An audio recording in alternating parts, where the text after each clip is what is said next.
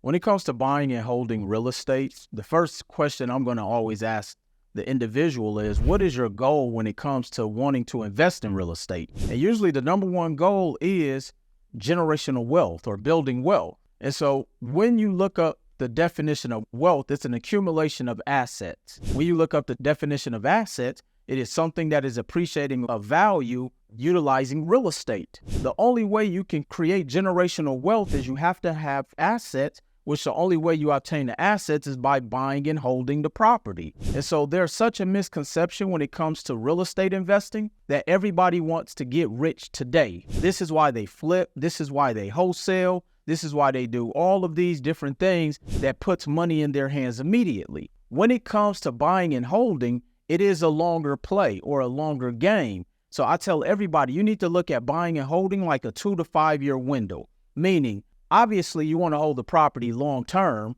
hence the term generations, forever, but to actually be able to see the benefit of how you actually generate revenue from that property, you got to hold it at least 2 to 5 years.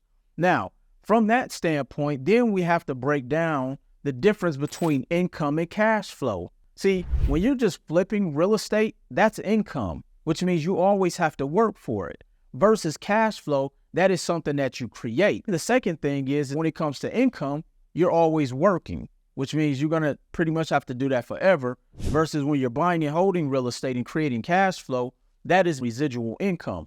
The reason why individuals want to buy and hold real estate is because it's going to give them the generational wealth they're looking for. It's going to build the cash flow. And essentially, and I always say, you don't save for retirement, you invest for retirement.